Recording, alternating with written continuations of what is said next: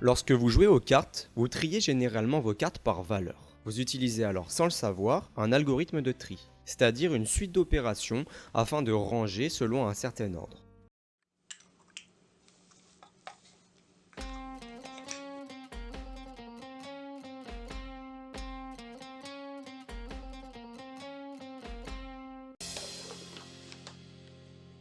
Mais lorsque l'on veut traiter un grand nombre de données, ces opérations de tri sont longues et difficiles pour un être humain.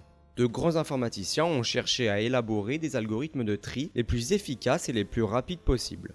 Aujourd'hui, cette problématique est centrale en raison du très grand nombre de données disponibles via Internet et de l'avènement du Big Data. L'un des premiers tris automatisés grâce à une machine a été le dépouillement des recensements aux États-Unis. En 1880, le dépouillement du recensement effectué à la main a pris 9 ans. En 1890, grâce à cette nouvelle machine, le recensement est traité en seulement 3 ans. Par la suite, d'autres machines plus rapides ont été inventées. Revenons à la théorie. Dans cette vidéo, nous allons surtout parler de 3 algorithmes basiques. Ils font partie des algorithmes de tri les plus intuitifs, mais sont donc aussi assez lents et en général peu efficaces. Nous verrons le tri par sélection, le tri à bulles, le tri par insertion. On les distingue des algorithmes rapides, plus évolués, dont on parlera dans une autre vidéo. Il y a entre autres le tri rapide, appelé aussi quicksort, ou le tri fusion. Pour évaluer l'efficacité et la rapidité d'un algorithme, on utilise la notion de complexité. Cela permet de connaître le temps d'exécution approximatif de cet algorithme. Mais ici, le temps n'est pas exprimé en secondes, et pour une raison très simple. Il faut que la mesure soit indépendante de la puissance de l'ordinateur sur lequel il est exécuté. Pour cela, le temps d'exécution est simplement un nombre d'opérations effectuées, un ordre de grandeur en fait, et il est exprimé en fonction de la quantité des données à traiter. Dans notre premier groupe, les algorithmes ont une complexité dite quadratique. On dit qu'ils sont en grand taux de n carré. C'est-à-dire que si on a n éléments, il faudra environ ou moins de n carré opérations pour les trier. Dans notre deuxième groupe, les algorithmes ont une complexité pseudo-linéaire. On dit qu'ils sont en grand taux de n log n. Un algorithme de tri avec cette complexité est un algorithme de tri optimal.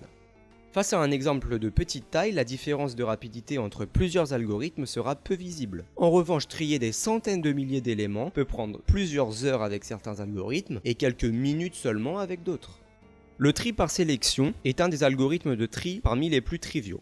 On recherche tout d'abord le plus petit élément que l'on va placer en première position, puis on recherche le second plus petit élément afin de le placer en deuxième position, idem avec le troisième élément, etc. jusqu'à que le tableau soit entièrement trié. Prenons un exemple. Premièrement, on cherche le plus petit élément du tableau, en le parcourant et en gardant le plus petit rencontré en mémoire. On va placer cet entier au début. Puis on recommence, on parcourt le tableau à la recherche d'un nouveau minimum, et on le place en seconde position, on continue, etc. etc. Maintenant, je vais vous proposer une expérience assez étonnante. Il s'agit du tri par sélection exécuté en son et en couleur. Je vous dis à tout de suite.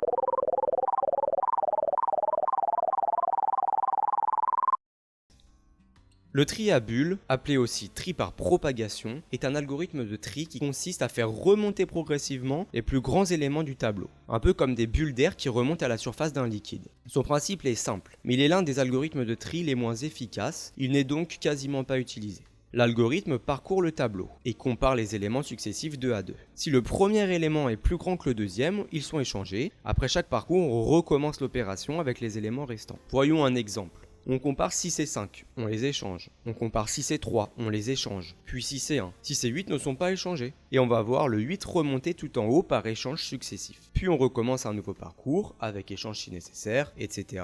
etc. Voilà, et à nouveau je vous laisse quelques secondes avec le son du tri à bulles, avec une différence que vous allez remarquer, ici ce sont les plus petits éléments qui vont remonter progressivement.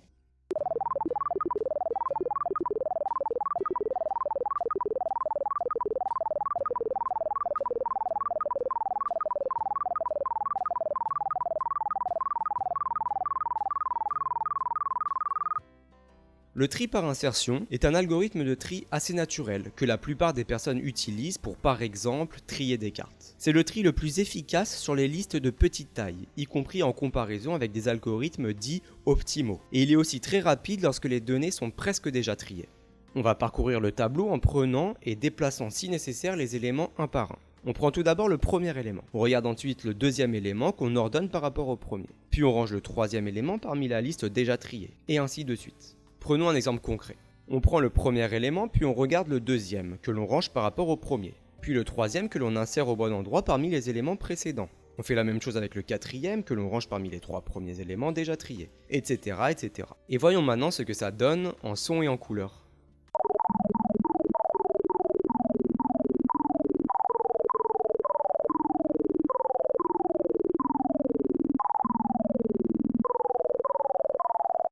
Voilà, j'espère que cette vidéo vous a plu et pour terminer, je vous propose qu'on se quitte sur une vidéo assez originale, le tri à bulles illustré avec une danse traditionnelle hongroise.